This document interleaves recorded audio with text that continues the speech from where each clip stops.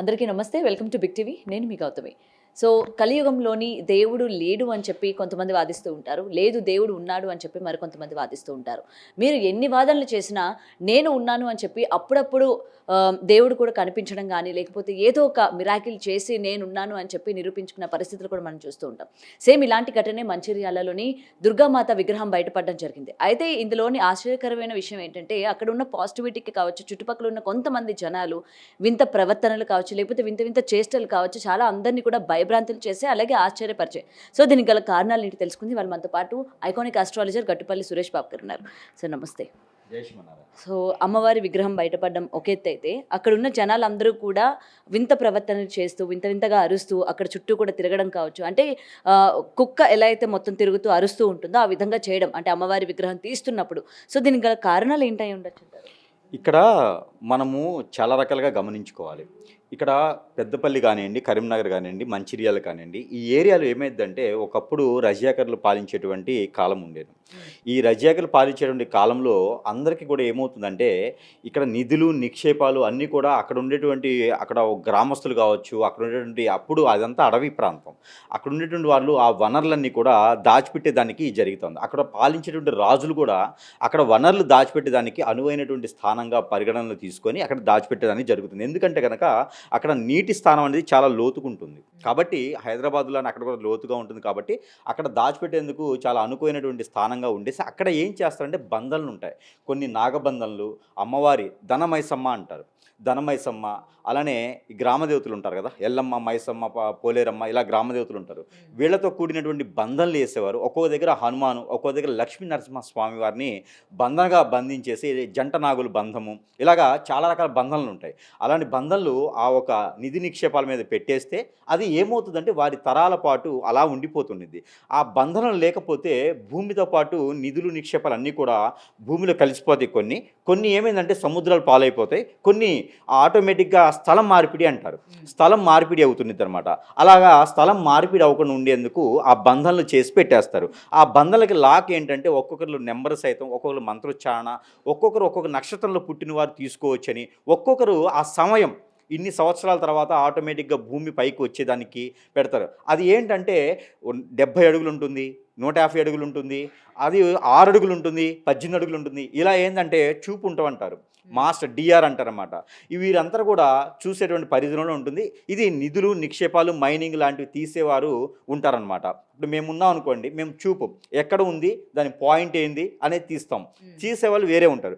ఇలాగ చేసే దాంట్లో మనకి కేవలం ఏంటంటే కనుక ఆ బంధనలు కదిలించినప్పుడు కొన్ని రకాల మంత్రోచ్చారణ, కొన్ని రకాల వాటిని విడదీసేదానికి మంత్రం ఉంటుంది. ఆ బంధనలు తీయాలంటే ఆ దేవత ఎవరు, లేదా అక్కడ ఉన్నటువంటి కట్లు ఏంటి, లేదా అక్కడ ఉన్నటువంటి బంధన ఏంటి చూసుకోవాలి. దాని తగ్గట్టు విరుగుడి మంత్రాలు చేయాలి. దానికి ఆ నక్షత్ర వాళ్ళు, ఆ గురూజీ కరెక్ట్ అయిన వాళ్ళు లేకపోతే కనుక ఖచ్చితంగా ఇలాంటి పరిణామాలు ఒక్కొక్కసారి ఎదుర్కోవాల్సి వస్తుంది. ఎవరైతే అక్కడ ఉంటారో ఆ నక్షత్రానికి ఆపోజిట్ నక్షత్రంలో తీసినప్పుడు అప్పుడు ఆ చుట్టూతా అక్కడ ఏ బంధన అయితే ఉందో దానికి సంబంధించినటువంటి పరిహారం చేయకపోతే అక్కడ అమ్మవారు కానీ అక్కడ ఉన్నటువంటి బంధన వాళ్ళు అడిగినప్పుడు చేయకపోతే కనుక ఖచ్చితంగా కుక్క అరుపులు అరవటం కానివ్వండి, ఆ ఎలికిల్లా పరిగెత్తడం కానివ్వండి, పిల్లుల్లా దొంగ చూపులు చూడటం కానివ్వండి, అలా పాముల్లాగా పరిగెత్తడం కానివ్వండి, పాములాగా వేషాలు అంటే పాములుగా ఎలా అయితే ఉంటారో ఆ పాములు ఇట్లా ములిగినట్టుగాను అలా రకమైనటువంటి ముత్యం చేయటము, నాట్యం చేయటం లాంటి వాటిల్లో ఈ ఉన్నటువంటి జనాలు వెళ్ళిపోతూ ఉంటారు. అక్కడ ఇంకోటి ప్రాణభయం కూడా ఉంటుంది. ఒక్కొక్కరు అమ్మవారు రక్తం అడుగుతారు. ఈ ధనమైసం లాంటి వాళ్ళు ఏంటంటే రక్తం అడిగినప్పుడు ఖచ్చితంగా అక్కడ రక్తం చిందించాలి. అది జంతువుది కానివ్వండి, మనిషిది కానివ్వండి. ఒక్కొక్కటి బంధానికి మనిషిని కూడా కోరుతారు అన్నమాట. నరబలి అనేది కోరుతారు.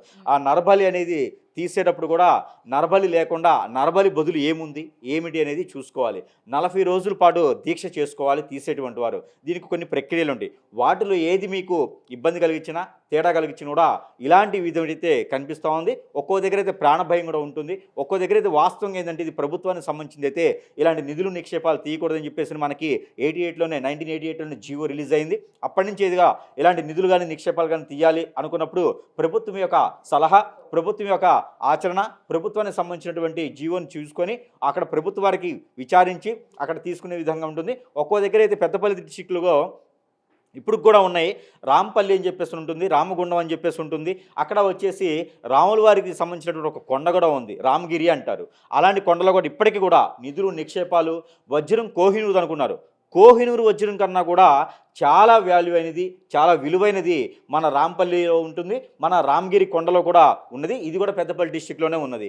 ఎవరైనా సరే గురుగారు ఇప్పుడు ఈ విధంగా అరుచుకొని జనాలు వింత ప్రవర్తన ఏదైతే ఉందో ఆ ఊరికి అరిష్టం జరగడం కానీ లేకపోతే ప్రజలకి ఏమైనా అరిష్టం జరగడం కానీ ఇలాంటివి ఏమైనా జరిగే అవకాశాలు ఉన్నాయంటారా? ఇలాంటి నిధు నిక్షేపాలు తీసినప్పుడైతే ఆ ఊరికి అరిష్టం జరిగేదానికైతే ఏమి లేదండి. అక్కడ తీసేటువంటి వాళ్ళు దానిలో పాల్గొనేటువంటి వాళ్ళకైతే ఖచ్చితంగా ఇబ్బంది అయితే ఉంటుంది. వారికి నక్షత్ర పరంగా వారికి పర్వాలేదు అనుకుంటే ఒకటి, రెండోది నక్షత్రమే కాకుండా వారికి ఆ రోజు ఉన్నటువంటి తిథి కూడా బాగలేదు, శని దరిద్రం ఉన్నది అంటే కనుక ఖచ్చితంగా వారికి ప్రాణభయం అయితే ఉంటుంది. అక్కడ ఉండేటువంటి పాల్గొనే వారికి మాత్రమే తప్పితే వేరే చూసే వాళ్ళకో చేసేవాళ్ళకో దాన్ని తీసుకొని వేరే వెళ్ళిపోయే వాళ్ళకైతే ఎలాంటి ప్రమాదం ఉండదు. ఆ కుక్కలు కరిసే వాళ్ళకి అలాంటి బంధనలు అక్కడ ఉన్నాయి కాబట్టి అది వాళ్ళ మీద వచ్చింది. వారు కూడా ఏదైనా సరైనటువంటి పరిహారం, సరైనటువంటి రెమెడీ తీసుకుంటే వారికి కూడా ఎలాంటి సమస్య లేదు. దీనివల్ల ప్రాణ నష్టం కానీ, ఊరు నష్టపోయేది కానీ, ప్రకృతి విపరీత్యాలు కానీ, వైపరీత్యాలు కానీ అయితే ఏముండదు. అది గొయ్యి తీసేస్తున్నారు, అది తీసేస్తారో లేదనేది చూసుకోవాలి, అది ఎంతవరకు ఉన్నదో చూసుకోవాలి. దాంట్లో విగ్రహాలు ఏమైనా వస్తే చెరువులో వేసేస్తారు, నీళ్ళలో నీటి పాలు చేస్తారు. అలాంటి విగ్రహాలు కాకుండా ఏమైనా ఉంటే కనుక అక్కడ ప్రతిష్ఠిస్తారు. ఆ రెండు కాకుండా వజ్ర వైడూర్యం అని మాణిక్యాలు ఏమైనా ఉంటే కనుక అక్కడ ఆ ఇంటి వాళ్ళు, ఆ స్థలం వాళ్ళు, వాళ్ళందరూ కూడా దానికి సరిపోతుంది ఎందుకంటే వాడుకోవచ్చు. లేదంటే కనుక బ్రెయిన్ మైండ్ మొత్తం చెడిపోతుంది, ఆరోగ్యం క్షీణిస్తుంది, వారికి పక్షవాతం కూడా వచ్చేటువంటి అవకాశాలు ఉన్నాయి. కాబట్టి అలాంటి నిధి నిక్షేపాలు నక్షత్రపరంగా వారి యొక్క కలిసి వస్తుందా లేదనేది గమనించుకొని వాడుకోవాలి. అలాంటి నిధి నిక్షేపాలు అయితే అది ఎవరి గురువు కానీ ఎవరి సలహా లేకుండా అయితే అలాంటి తీరికటం అయితే అనారోగ్యం, దానివల్ల ప్రాణ నష్టం అయితే ఖచ్చితంగా జరుగుతుంది. దానివల్ల ఊరు భయపడే అవసరం అయితే లేదు. ఓకే. అండ్ ఇంకొక వాదన కూడా ఏం వినిపిస్తుందంటే అక్కడ దేవుణ్ణి ఎవరో పెట్టారు, స్వయంభూగా వెలిసింది కాదు. ఎందుకంటే ఎప్పుడు కూడా వాదనకి ప్రతివాదన ఏ విధంగా అయితే ఉంటుందో ఇప్పుడు అమ్మవారు వెలిశారు, స్వయంభూగా వెలిచారు, సో కష్టాలన్నీ తీరిపోతాయి, ఇలాంటి ఘటన అందరినీ కూడా మంచి జరిగేలాగా చేస్తుంది అని చెప్పి ఒకరు నమ్ముతూ ఉంటే మరికొంతమంది మీరే పెట్టి మీరే ఇలా తీసి అక్కడ స్థలానికి సంబంధించి ఏవైనా ఇష్యూస్ ఉన్నాయేమో, లేకపోతే ఈ విధంగా అమ్మవారిని పెట్టి అక్కడ గుడి కట్టే ప్రయత్నం ఏమైనా చేస్తున్నారేమో అని చెప్పి మరికొంతమంది వాదిస్తూ ఉన్నారు. సో దీనికేం చెప్తారు? ఖచ్చితంగా మనం ఇందులో చెప్పలేమండి. ఎందుకంటే అలాంటి నిధి నిక్షేపాలు ఉన్నప్పుడు ప్రాణభయమైనటువంటి ప్రాణాలు కోరుకునేటువంటి అమ్మవార్లు ఉంటారు. లేదంటే అమ్మవారి విగ్రహం కనుక మనం గమనించినట్టయితే కనుక అది ఎప్పటిది, ఎన్ని సంవత్సరాల క్రితం అనేది కూడా మనకి పురవాస్తు శాఖ వాళ్ళు చెప్తారు. ఇప్పటి విగ్రహాలు అయితే కనుక ఖచ్చితంగా వాటికి తెలుస్తుంది.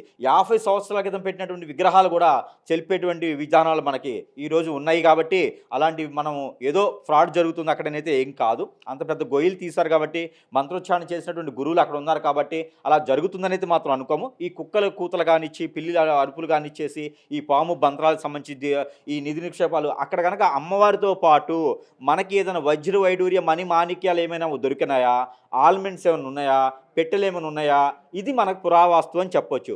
లేదు అంటే కనుక విగ్రహం ఒకటే దొరికిందంటే మాత్రము అక్కడ ఏదో జరుగుతుంది, అది ఏదో పెద్ద పేరు ప్రఖ్యాత కోల్చడానికి, అక్కడ ఏదో కొంచెం సాధించడానికో, అక్కడ ఏదో వనరులు సృష్టించడానికో, ఏదో మతలబు చేయడానికో మాత్రమే గమనించవచ్చు. ఇక్కడ ఎవరంతా తెలివి తక్కువగా అయితే లేరు, ఎంత పిచ్చివారైతే లేరు. అదంతా కూడా 2 రోజులు పురాణం మాత్రమే ఉంటుంది.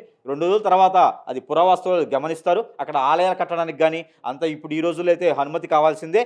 ఆ స్థలాల ఇష్యూస్ ఏమైనా ఉన్నాయా ఏంటనేది గవర్నమెంట్ వాళ్ళు చూసుకునే దానికి ఉంటుంది. కాబట్టి ఇక నిధి నిక్షేపాలకు సంబంధించి అయితే ఈ విషయంగా మనం పరిగణనలు తీసుకోవచ్చు. ఇలాంటి బంధాలు ఉంటాయి కాబట్టి ఎవరు పడితే వాళ్ళు నిధులు తీస్తాను, నిక్షేపాలు తీస్తానంటే మాత్రం నమ్మకండి. నిమ్మకాయలు లేపుతాను, నేను మీసాల మీద నిమ్మకాయలు నిలబెడతానంటే నమ్మకండి. దొంగ గురువులు చాలా అయిపోయినారు కాబట్టి అలాంటి వాళ్ళ వల్ల డబ్బులు అప్పు తీసుకొచ్చి మరీ పెట్టేదానికి ఉంటుంది. కాబట్టి అలాంటి నిధులు కానీ నిక్షేపాలు కానీ మైనింగ్ కానీ ఉంది అంటే కనుక దాన్ని శాస్త్రబద్ధంగా శాస్త్రీయంగా 40 రోజుల పాటు ఏకనాడి దీపం పెట్టాలి. అది దీపం పెట్టి చేయాల్సి వచ్చినటువంటి ఆ బంగారాన్ని కావచ్చు, వెండి వైడూర్యం అన్ని మాణిక్యాలు ఏదైతే ఉందో ఆ స్వర్ణ ఆభరణాలు ఉన్నాయో అవన్నీ కూడా ముందుగానే మనకు తెలుస్తాయి. ముందుగానే మనకు తెలిపేటువంటిది ఉంది. మిషనరీ తీసుకొచ్చాను, నేనేదో చూపిస్తాను, పాజిటివ్ నెగిటివ్ అంటే కూడా నమ్మి డబ్బులకి వ్యామోహం చూపించేసి ఇప్పుడు ఇక్కడ గొయ్యి తీస్తాను, అక్కడ విగ్రహం వచ్చిందని మాత్రం నమ్మేయడానికి లేదు. అలాంటివి ఉంటే ముందు మీకు సిమ్టమ్స్ తెలుస్తుంది. భూమి పగులుకుంటూ బయటకు వస్తుంది, నేనున్నాను ఇక్కడ కళ్ళలోకి వచ్చి చెప్తుంది. ఇలాంటి చాలా రకాలు ఉంటాయి. మీ పూర్వీకులు కళ్ళలోకి వచ్చి అక్కడ పలానా దగ్గర నేను పెట్టానని చెప్తారు.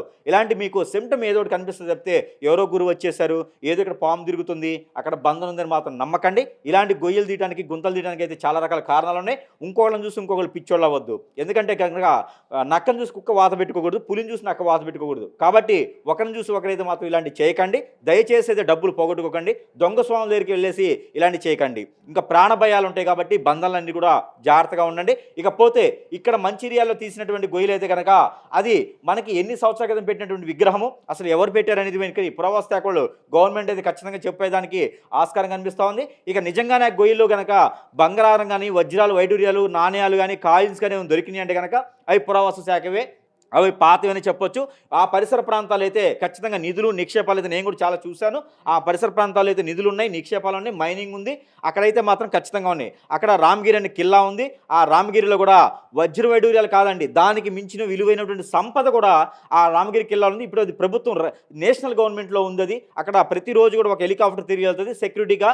అక్కడ కనుక ఆ ఒక ఎక్కడైనా వర్షం కానీ, మనకి తుఫాన్ కానీ పడ్డప్పుడు, ఆ వర్షం బాగా పడ్డప్పుడు వచ్చినటువంటి నీటి ద్వారా కూడా, ఆ కొండల నుంచి వచ్చే నీటి ద్వారా కూడా వజ్ర వైడూర్యాలు దొరికి చాలామంది పెద్ద మనుషులు అయినారు. ఈరోజు రాజకీయ నాయకులుగా ఉన్నారు అక్కడ ఉన్నవారు. ప్రతి ఒక్కరు అక్కడ ఉన్నటువంటి డబ్బు ఉన్నవారు ప్రతి ఒక్కరు ఏదో ఒక రకమైనటువంటి వజ్ర వైడూర్యాలు దొరికిన వారే ఉన్నారు. అక్కడ కష్టపడి సంపాదించిన లేదు ఎవరు లేరు. పురాతనమైనటువంటి అక్కడ ఉన్నటువంటి ఆస్తులన్నీ కూడా గవర్నమెంట్ ఆస్తులే. అవి ఆక్రమించేసి రిజిస్ట్రేషన్ చేసినటువంటి ఆస్తులు.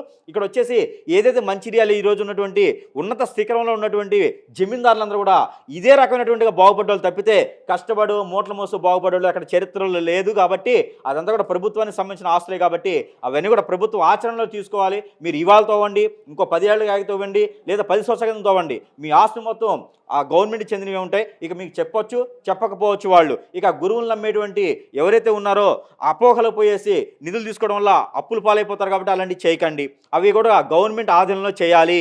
ఇక్కడ వచ్చేసి కుక్క కూతలు ఇవన్నీ కూడా బంధన వల్లనే అవుతాయని నేను నమ్ముతున్నాను.